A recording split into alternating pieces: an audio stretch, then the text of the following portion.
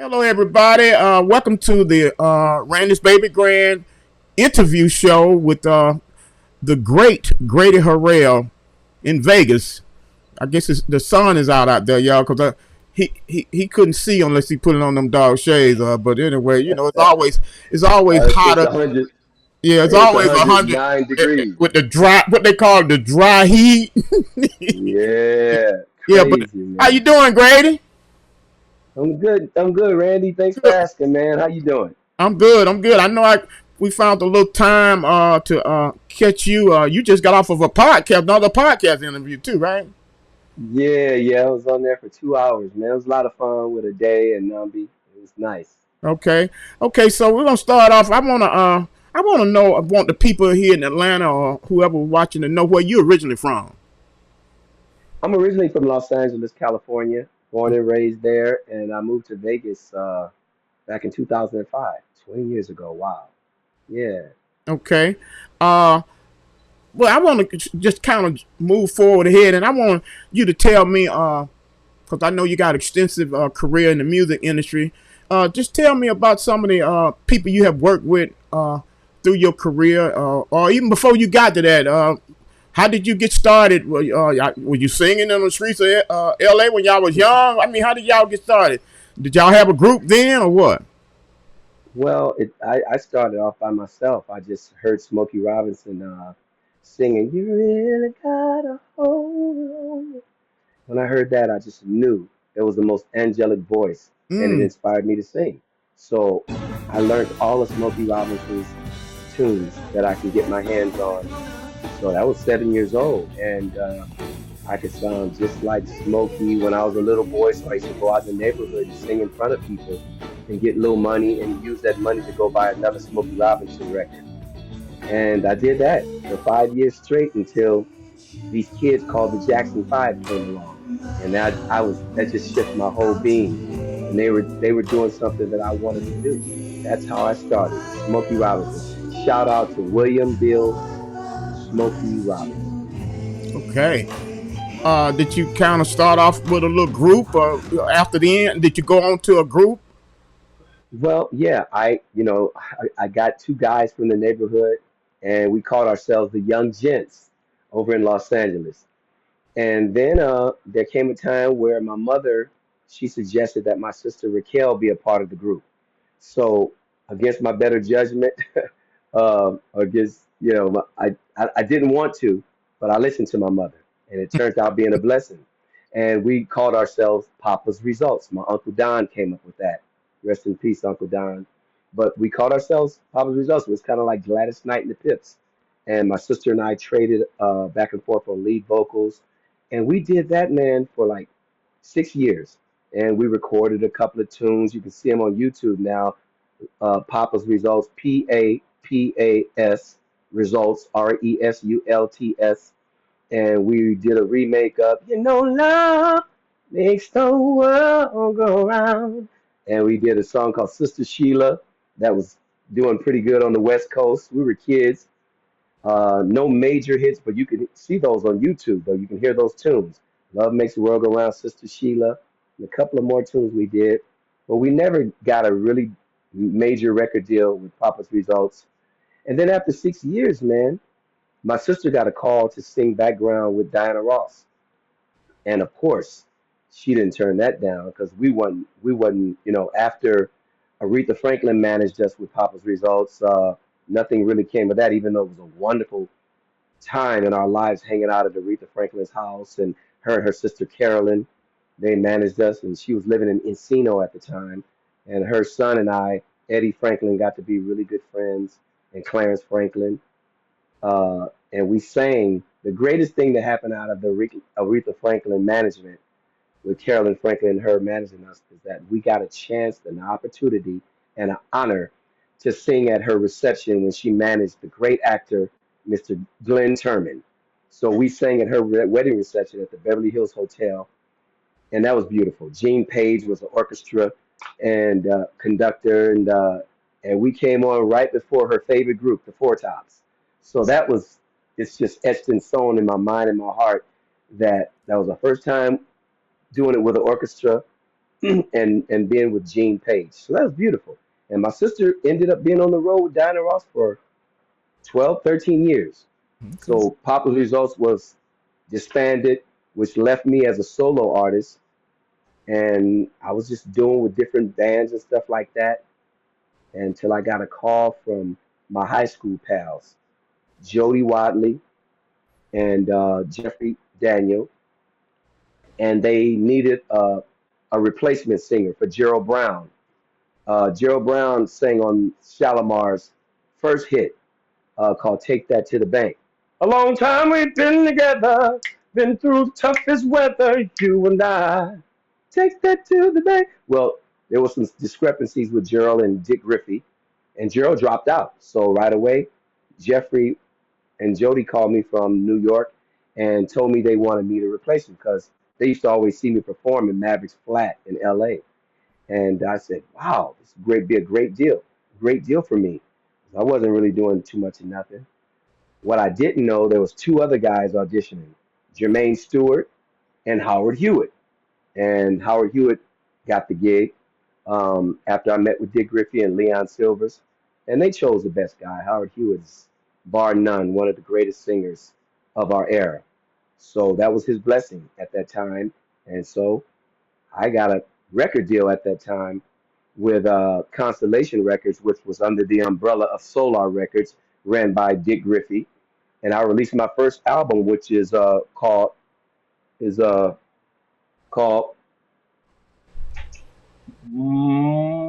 Moana. That was my very first album, and it was the first single was called Belinda. Belinda, hey, Belinda, oh Belinda, and that was 1983, Randy, and it was wonderful. MCA distributed it for Constellation, so that was my very first solo project, and I was just on my own. I started doing different things, and that's how I started to be a solo singer. Okay. You had told me, I was trying to recollect. You had told me you had some experience with Aretha, Stevie Wonder, the Jacksons, the Daz Band, Let It Whip, Whoop It Yep, Baby, yep. Patti Bell. Well, I was blessed to work with some great artists. So after my deal with Constellation Records ended, a childhood friend of mine, Andre Cleveland, the son of Reverend James Cleveland, I was doing some demos, and he took my demos to RCA Records, and they wanted to sign me, predicated on Stevie Wonder producing two tunes for me, which Stevie Wonder was a great friend of Andre Cleveland and still is to this day. So Stevie said, "Yeah, I'll do you that favor to get Grady that record deal." And you can hear those Stevie Wonder produced tunes on YouTube. One called "If Ever," and the other one I did a duet with Tyler Collins called "You and Me." And Stevie Wonder produced those tunes. And my first single, breakout single with RCA was called "Sticks and Stones," and you can see the video on YouTube. That went to number 4 on the R&B charts, and then RCA they didn't know how to promote me bigger to be on the pop charts. So the second single off that "Come Play with Me" album was called "Fun," and that video is on YouTube too. "Fun," Grady Harrell. So that album didn't go anywhere, and it did pretty good. I think it sold like 500,000, 400. It was short of being gold. And then, I had to do another album. The third album and the second with RCA was this one. It was called uh, Romance Me. You see that? Mm-hmm. Yep. So the breakout single on that was Don't Turn Your Back on Me. And it did worse than Sticks and Stones and Fun. So I lost my deal with RCA Records after about 2.5 years. But, you know, it was a great time with RCA. I did a lot of traveling, being on shows with James Ingram and the boys, and it's just when you lose your record deal, it's heartbreaking. But you go on, and I continued my live performances, and that's what I do to this day. I don't need a record deal to define me.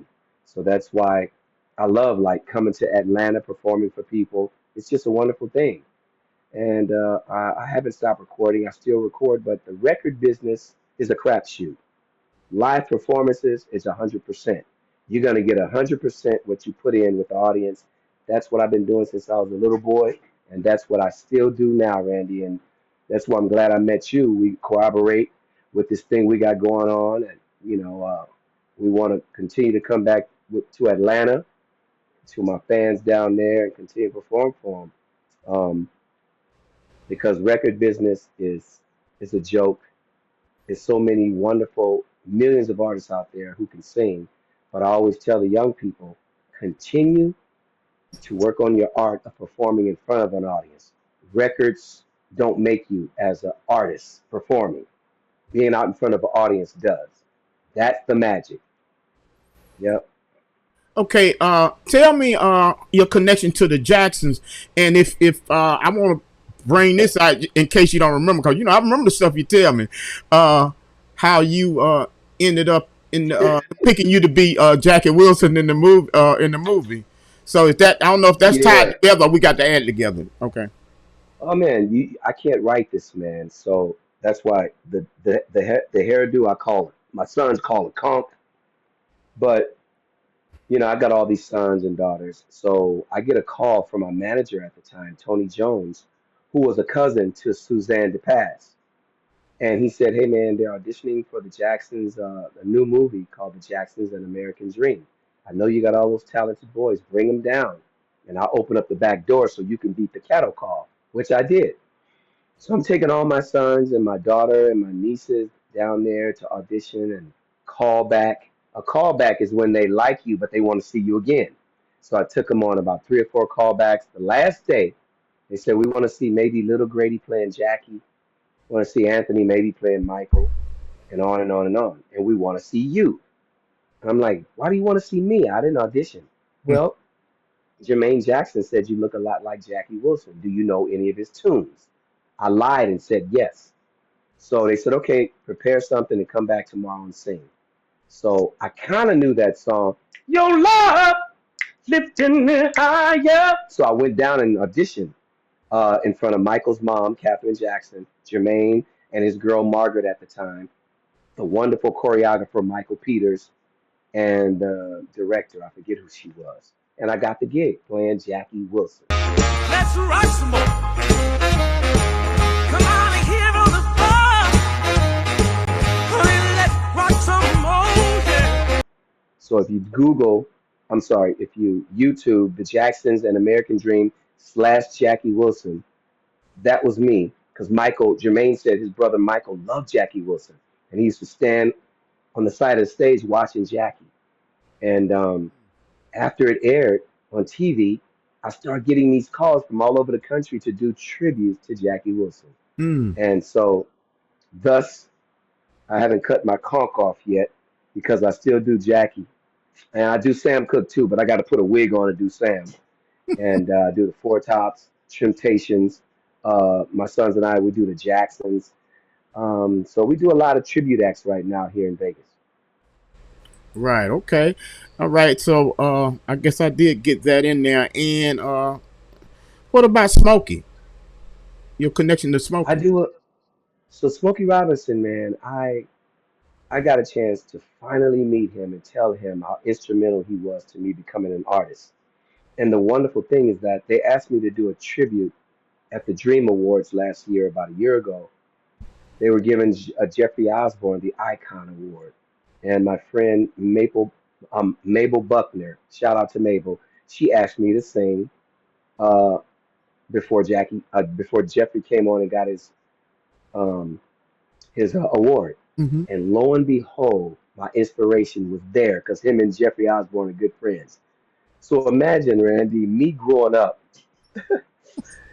loving Smokey, and from the side of the stage, I'm about to go on and do "Love You Have Never Been" to do my tribute to Jeffrey before he Right. came and got his award. Right. Smokey's watching me from the side of the stage. Johnny Gill and Jeffrey Osborne, two of the most iconic singers in Black history, are watching me. So I'm doing two songs. Every time I move, I lose what I'm coming. And every time I turn around, back in love. I'm doing all my favorite Jeffrey Osborne impersonation while he's back there watching.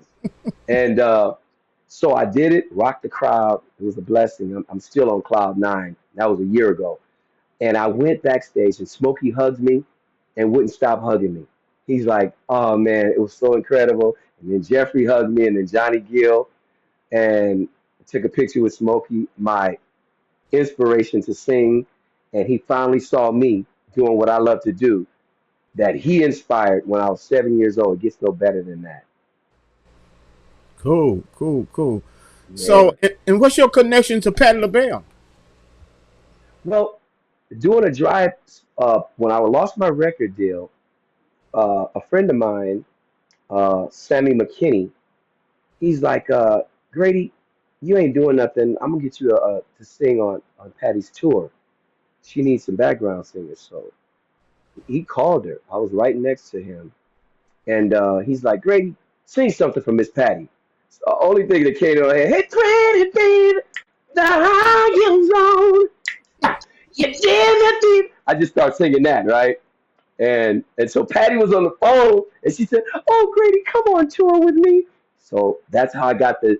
I was on tour with Patty for like 8 months. It was beautiful. We went overseas, Belgium, Austria, London, the Netherlands, Italy. It was a beautiful tour with some of the most beautiful singers and musicians in the world. We got a chance to play the North Sea Jazz Festival. That was 2004, Oh, okay. and that's before I moved to Vegas. So I got a chance to sing with one of the legends, Patti LaBelle. It was beautiful, man.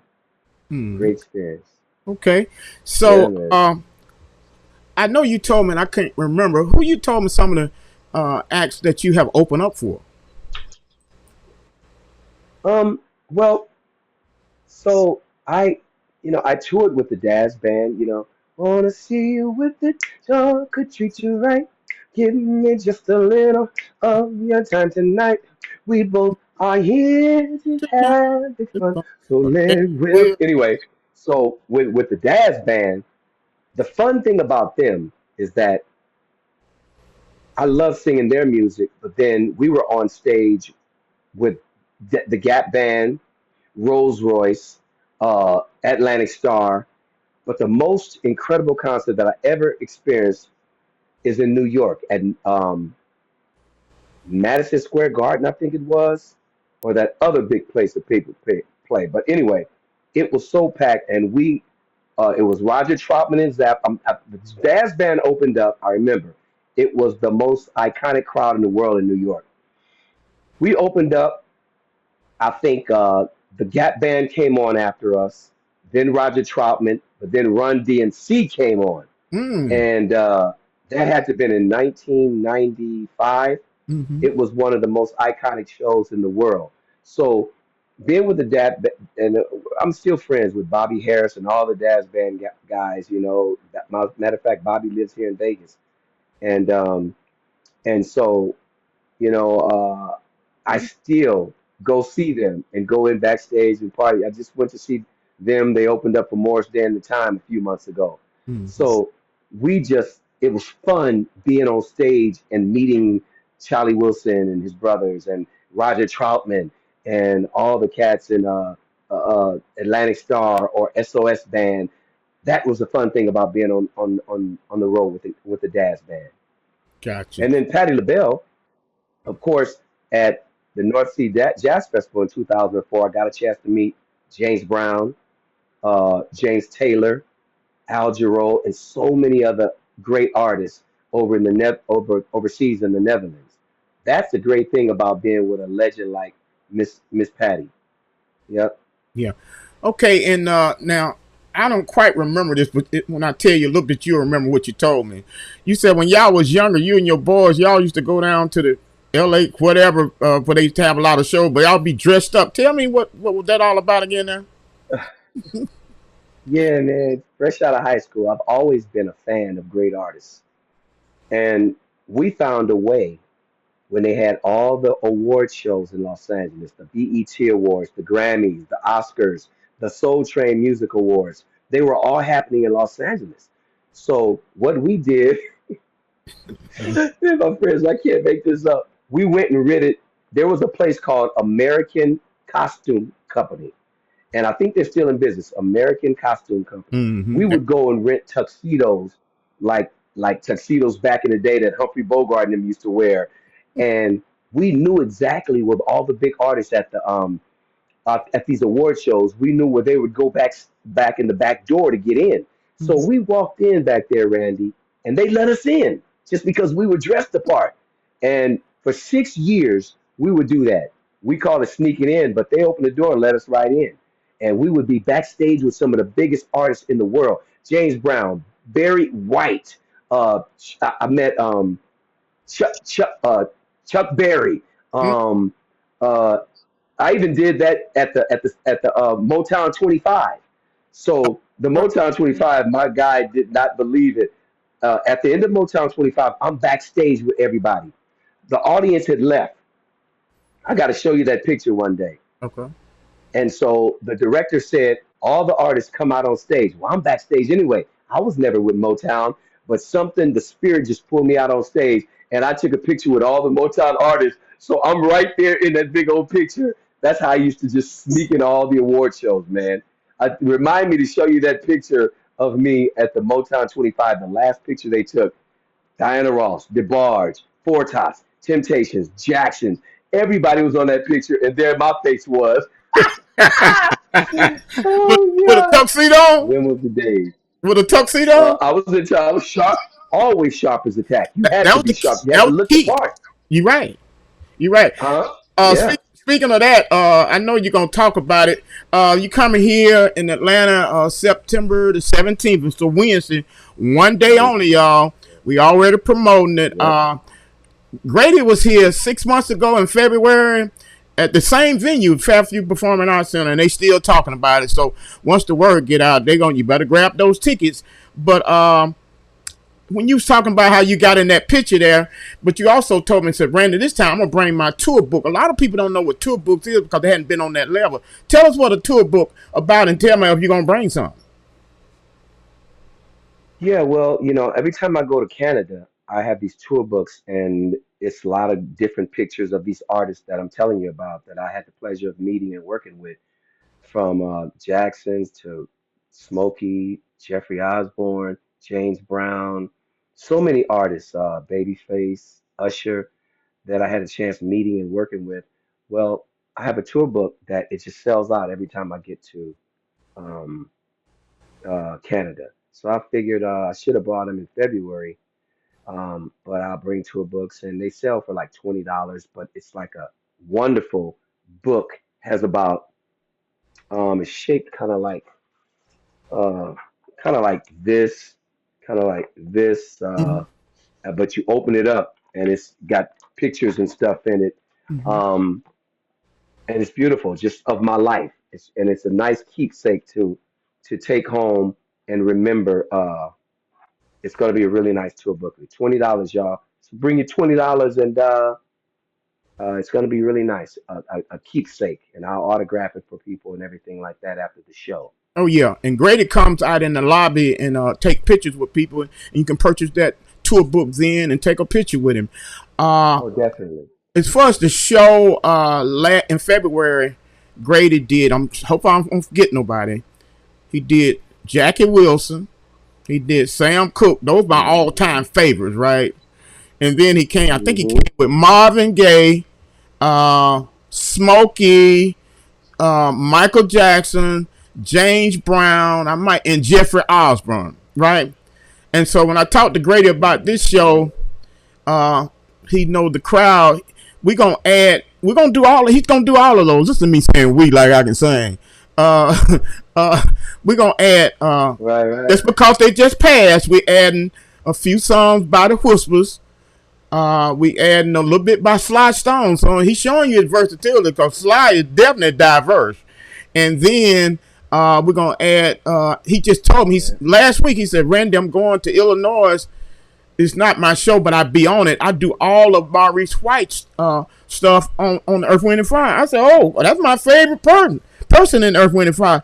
And we kept talking. He said, well, "Randy, I can do Philip Bailey too. I said, okay. So anyway, the three additions to the previous show is the Whispers, my favorite singing group. Earth, Wind, and Fire is my favorite performing group. And then Sly Stone. He added those to the Sam, Jackie, Marvin, Smokey, Jeffrey, James Brown, and Michael Jackson. So you want to talk about that a Yeah. little bit?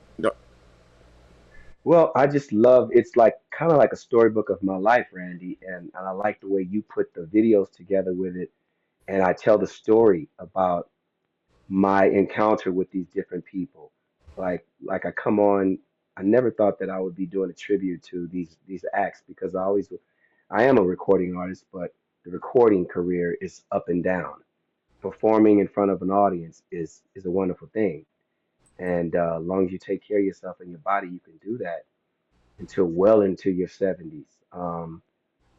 So what I do is I like to invite people in, and I like to tell stories about my wonderful meeting with these great artists that I admire so much, like Smokey, like James, and I try to capture not only their movements but their vocal ability. Um, and that's what I pride myself on. Thank the Lord, Jehovah, for allowing me to be able to represent for these great men that I love so much. So I do their hit songs and I try to sound as close to them as possible. Marvin Gaye, the ones you mentioned, Jackie, Sam Cooke. Oh my goodness, Sam is like one of my all-time favorites, and that's what I do. I just try to represent for those guys, um, those who are dead and gone, and those who are still living. I just try to represent for them, and I look forward to doing that. What do you call the show? You came up with the title, Well, I was Grady Harrell's tribute to the great men of yeah, soul, a something. great soul and R&B. But actually, Right. I added a little twist. It's still called that. I added a little twist and pop, because I think we would put Mm-hmm. what kind of classification we can put Sly in. Sly was definitely a funketeer, man. I mean, it's just that he crossed over Right, to the pop audience was beautiful. right, Because not many black folks can cross over like Sly did. I mean, he was everybody wanted to be like Sly. The Jackson Five, Earth, right. Wind, and Fire, they all Really? took some Sly in their own.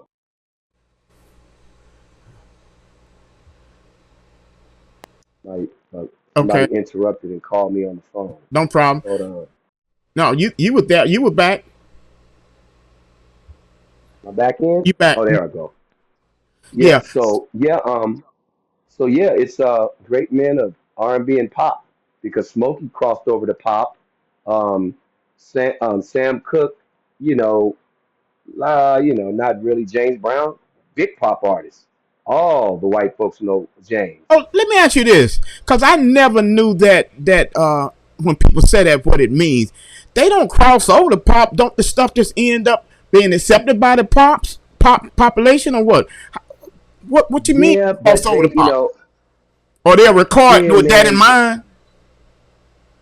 Well, it's something how we as it seemed like they segregated music back in the day. Right, And so to cross over to the big white audience means more money for the black artists. right. That's basically it. Because you're crossing over not just to blacks, but you got the whites and the blacks on your side, like James Brown, like Michael Jackson, like the Motown sound. Um, Now you don't just have one group of people buying your record. You've crossed over and you desegregated your sound. Mhm. Now everybody's buying your sound. You done made a joint venture with African Americans and our white counterparts. So crossing over is basically bringing everything, bridging the gap. You can just stay on the black charts, you could stay on the black radio, but once you get on them white stations, now you got the masses listening to you, your whites and your blacks. I get that, I but I call mean, that more. I call that more money, more, more, more money. No, but yeah, again, is that conscious in producing to it'll get away from the funk and the soul a little bit to cross over? What actually gets you crossed over? no, they cross over to you. Okay. That is, now the record labels can basically tell, look, they can pay the white radio stations, look, you got to play Michael Jackson. Oh, Did I okay. freeze up? Oh, there I am. No, you good. So that's up to your record company. Okay. Your record company can make you cross over, but James Brown, they crossed over to him. Sam Cooke, they crossed over to him. Smokey Robinson crossed over. The white folk, white radio stations crossed over to the Motown sound because Okay. they like our music. Right. Right. So it's not us. We're doing what we do.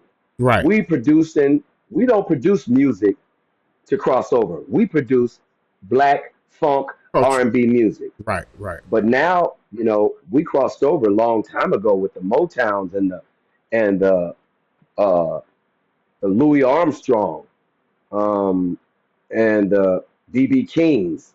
They got a big white following. Chuck Right. Berry, Right. things like that. Okay. And they Gotcha. still doing the same music they were doing when they started off. Right. Right. Okay. Well, I'm glad we got together to get this little interview in. We got I guess we got 5 weeks, 5.5 weeks before the show, September the Mm-hmm. 17th. Here in the Atlanta area. It's a daytime show from 12 noon to 2:30. Grady got a flight out of here at 5:30, so one day only. The great Grady Harrell, Mm-hmm. and we'll see you. All right, thanks, Grady, and look forward to you. Thank And you, Randy. all right, Okay. all Love right. you guys. Look forward to seeing everybody at the show. Bye bye, you guys. Every time I move, I lose. When I was coming, and every time I turn around, I'm in love. Everything you said about Grady was on point, baby. Oh, it was great. Around me, Beautiful time. I will come back again and again and again. I want to love you forever. I just can't decide. Was it Sam Cooke? Sam Cooke. We're going to go with Sam Cooke. All right, I'm back in love. Horse.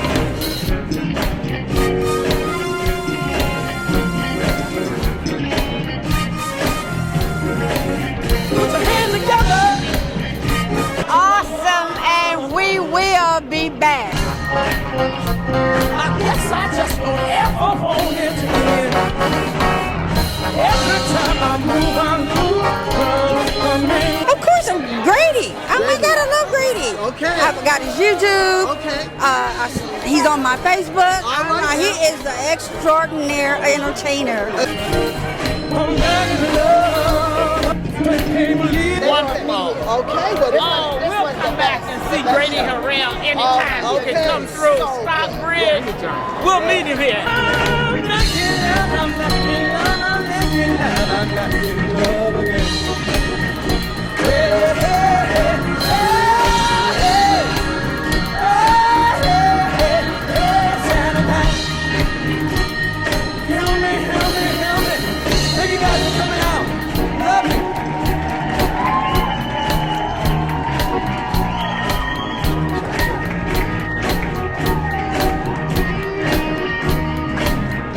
Y'all put your hands together for the one and only Grady Harrell! Come on! Come on! Come on! Are you kidding me? Come on. Go Grady! Go Grady! Go Grady! Go Grady! Go Grady! Yeah!